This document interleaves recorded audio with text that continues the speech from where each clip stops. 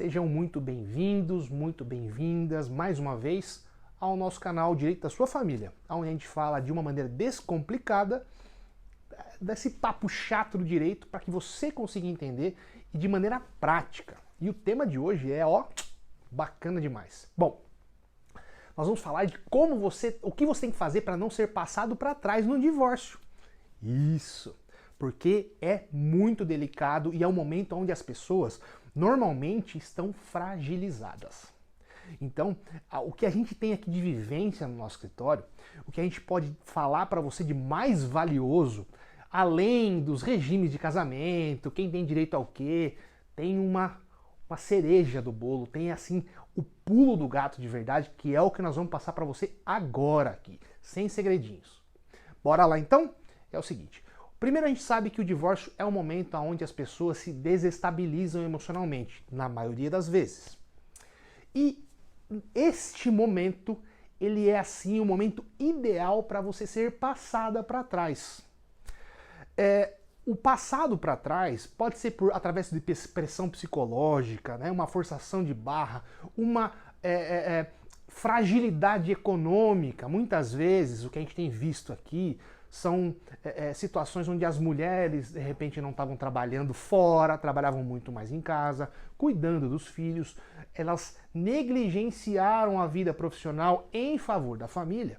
E chega na hora do divórcio, né, elas não têm dinheiro para pagar um advogado, não têm dinheiro para se informar, não têm cabeça para isso, porque estão preocupadas ali com como vai ser a vida após o divórcio, né? Porque rola ali, o divórcio empobrece todo mundo, mas quando tem um espertão do outro lado, uma pessoa muito informada, às vezes ali, até de repente mais frio e tudo mais, está sofrendo menos, né? Ela consegue ali planejar e se dar muito bem. É o que nós temos visto aqui. Então, para que você não passe por isso, siga essa dica que é a principal de todas. O divórcio é um momento muito complicado, como eu já disse. Mas, a partir do momento que ele se torna inevitável, é muito importante que você planeje esse divórcio. Pô, Guaraci, mas como assim? Sim, o divórcio tem que ser planejado. Aqui no escritório, a gente sempre abre o olho das pessoas para duas situações muito importantes. É necessário que você faça um planejamento da sua vida depois do divórcio. Sim, planejar tudo o que vai acontecer, porque quando você sabe o que vai acontecer, você se sente mais segura. Bom, além de fazer esse planejamento, e eu falo planejamento financeiro mesmo, além disso, é importante, agora a principal de todas não é nem essa. A principal dica de todas é o seguinte, você precisa consultar um advogado antes. Mas por quê? Não estou puxando a sardinha para o meu lado, não.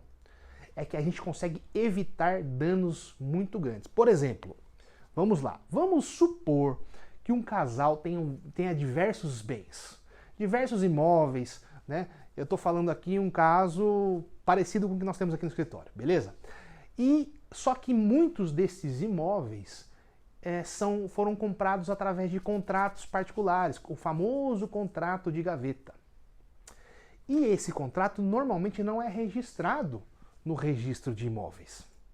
Então, não basta a gente fazer um levantamento nos cartórios para verificar qual é o tamanho desse patrimônio. E muitas vezes, no caso das mulheres, elas não têm acesso, não foram elas que negociaram, só assinaram os contratos, não sabem onde estão. Enfim, a gente tem visto isso aqui no escritório. E para solucionar isso aí, é importante que durante ainda a convivência, mesmo naqueles períodos mais turbulentos, quando, como falei, o divórcio se tornou inevitável, que você busque provas.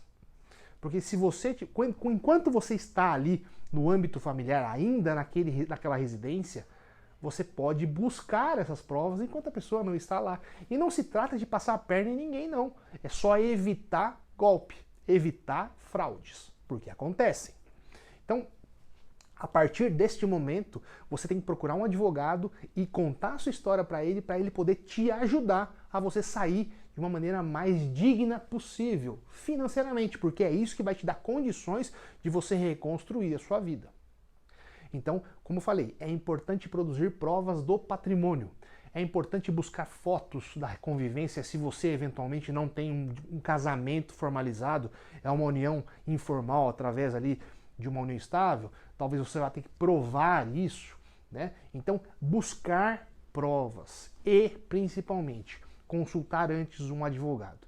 E a última dica, não menos importante, que eu vou deixar para você, é o seguinte: tome muito cuidado quando vierem lhe oferecer um acordo, né? Vamos terminar numa boa, a gente faz com um advogado só e tudo bem. Tome muito cuidado para não cair, né, numa enrascada. Às vezes é aquela pessoa que tem mais condições que pagou um advogado que, apesar de estar fazendo um acordo para os dois, está protegendo o cliente que o contratou. Então, não estou falando mal da advogada, não. Estou falando para você que é necessário que tenha dois, um de cada lado. Para quê? Para que você possa, eventualmente ali, ter uma orientação e tentar buscar o melhor acordo, não o primeiro que lhe oferecem. Então, essas são as principais dicas, independente do regime de casamento, independente do que esteja acontecendo. Busque sempre um advogado para que te oriente, planeje esse divórcio e, principalmente, não faça acordo com um advogado só, porque pode ser uma pegadinha e que vai te dar um grande problema, que vai te dar dor de cabeça, que vai te dar prejuízo, que vai evitar que você tenha uma condição melhor de reconstruir sua vida. Beleza? Pega essa dica e aplica ela. Valeu!